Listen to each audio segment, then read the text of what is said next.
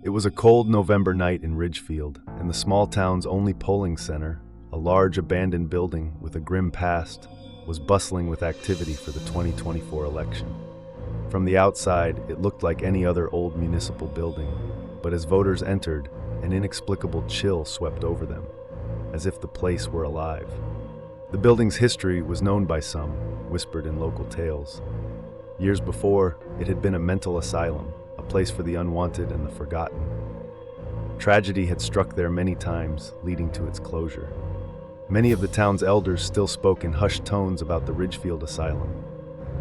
It was said that the walls held the echoes of long-departed souls and that the building was cursed. Now, repurposed for the election, the people inside were starting to realize something was wrong. As the line of voters slowly shuffled forward, the lights flickered. Long, dark shadows stretched across the walls, dancing eerily with each fluctuation. Some people nervously looked around, wondering if they were the only ones feeling uneasy.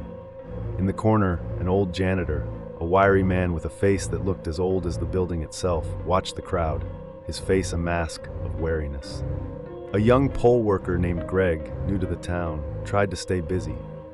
He noticed the janitor standing nearby and, in an attempt to lighten the mood, asked, "You ever seen this place so busy before?" The janitor gave him a sidelong glance and whispered, "This place has a history, you know. Strange things happened here." Greg chuckled nervously, brushing off the old man's words as a local superstitious tale. But as he turned back to the crowd, he felt something cold and invisible press against his shoulder, like an icy hand that melted away as soon as he tried to focus on it. He took a deep breath, shaking off the feeling, but he couldn't ignore the eerie sensation that settled over him. As the night wore on, the building seemed to grow darker, the shadows heavier.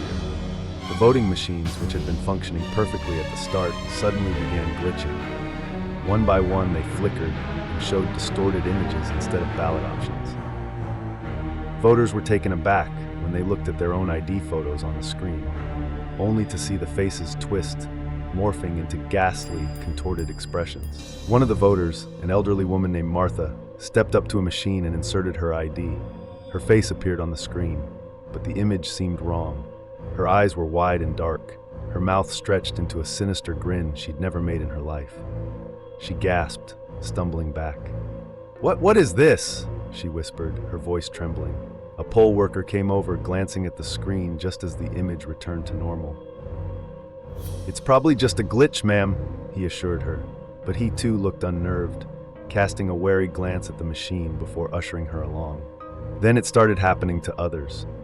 One after another, the voters saw their images distorted into grotesque forms on the screens, leaving them pale with fear as they completed the voting process. Tensions rose, with people whispering to each other and looking over their shoulders. Around 9 p.m., a man named Johnny stepped into one of the voting booths. He was in there for a few minutes, but when another voter, a young woman, went to check on him, she found only his coat hanging neatly on the back of the booth. Johnny was nowhere to be seen. Confused and a little scared, she called out for help. A few other voters and poll workers came over, but there was no sign of Johnny. His belongings were left behind as if he'd simply vanished into thin air. Whispers spread through the crowd and the doors were checked, but they wouldn't budge. No one had closed or locked them, yet they were sealed tight. People started to panic, some desperately trying to open windows that seemed permanently shut. One of the older voters muttered, "This building, it doesn't want us to leave." As the group huddled together, a faint ringing sound echoed through the hall. A phone, shrill and jarring, coming from the far end of the building. But the center had no landline. The phone lines had been removed years ago. Greg, the poll worker, looked over at the janitor, who shrugged, looking just as disturbed. A few of them made their way over to the sound, and Greg finally picked up the receiver. Static hissed in his ear before a faint voice whispered, It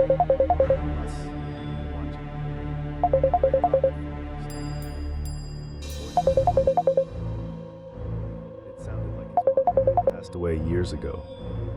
His heart pounded, and as he looked around, he noticed other poll workers trembling, as if they'd also heard something personal in the call.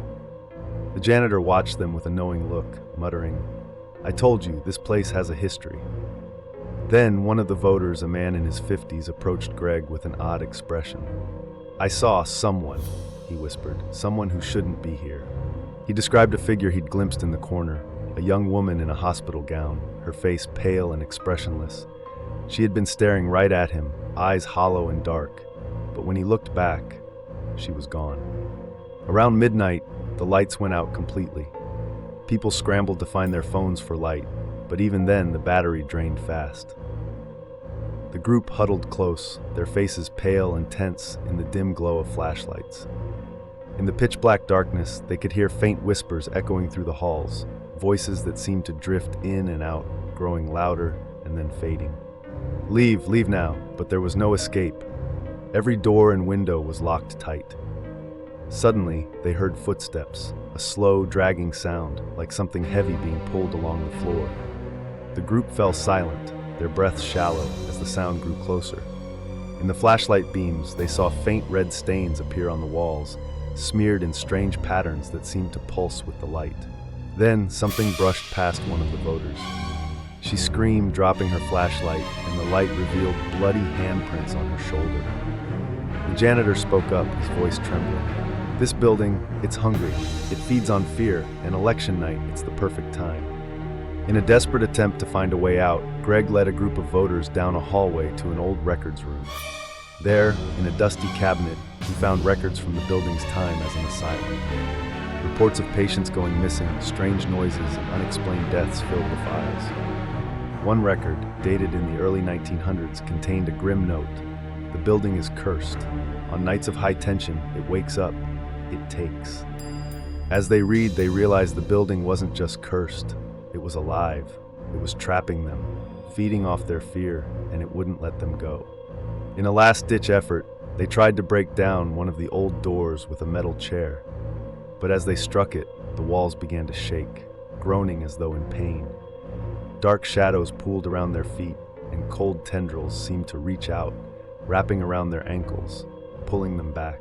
By morning, the building was silent again. News crews arrived, expecting to cover the election, but found the polling center empty. The doors were unlocked, but inside there was nothing. No people, no equipment, not even the voting machines. The only sign of life was a single, neatly folded jacket lying on the floor of a voting booth. A reporter spoke to the janitor, who was sweeping the steps outside. When she asked him where everyone had gone, he looked at her with haunted eyes and said, "The building took them. They won't be coming back." As the reporter walked away, she felt a chill creep up her spine. She looked back at the old building, its windows dark and empty, but for a brief moment she thought she saw a face, a distorted, tormented face, staring back at her from the shadows. The building remained quiet, biding its time, waiting for its next visitors. The people of Ridgefield would never forget the 2024 election, the night the haunted center fed on their fears and claimed its victims.